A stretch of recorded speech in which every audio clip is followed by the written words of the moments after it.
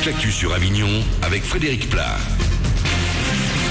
Bonjour à tous, c'est une belle journée qui s'annonce en Vaucluse. Le soleil va l'emporter sans problème et le vent ne va aujourd'hui pas souffler. Non, pas de rafale de vent aujourd'hui. Et un temps calme, donc 18 degrés au meilleur de cet après-midi. Il fait 0 actuellement à Avignon, 6 degrés pour Bagnols-sur-Cèze. C'était la météo sur Énergie Avignon avec Centerfait, le spécialiste de la fête au Pontet. Le point sur les perturbations attendues à la SNCF, journée de mobilisation pour l'emploi et la justice sociale demain. Difficultés prévues dès ce soir, 20h sur les rails, 2 trains sur 3 sur l'axe Bolène-Avignon-Marseille. La circulation des TGV est annoncée quasi normale dans la région.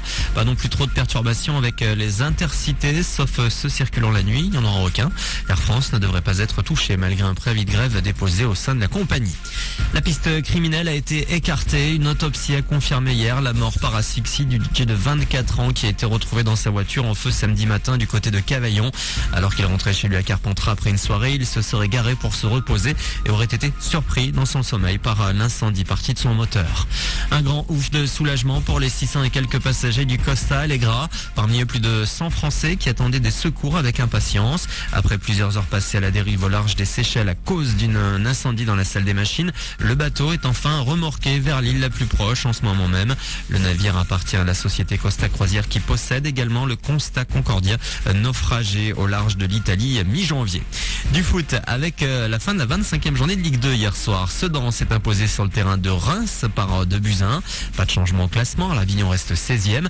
Bastia est toujours en tête, Reims est juste derrière à 5 points, égalité de points avec Clermont qui est 3e.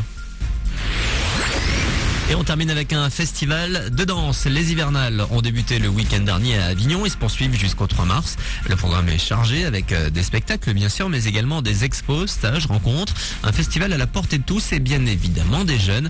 Emmanuel Serafini, l'organisateur et directeur du Centre de développement chorégraphique. On a fait une tentative cette année dans les hivernales pour cette catégorie d'âge, mais c'est un peu cliché. Il y a un spectacle de hip-hop vendredi à Sorgues qui va présenter 2 artistes, un laotien et un camerounais qui travaillent avec un laotien. Donc là je pense que vu ce que j'ai vu en répétition, ça va dépoter. Mais j'ai envie de dire que il faut pas se limiter à ces clichés. Et par exemple je trouve qu'une artiste comme Catherine Diveres, faut le voir parce que c'est quand même une artiste majeure dans son art. Et la programmation des hivernales est à retrouver sur le www.hivernal-avignon.fr.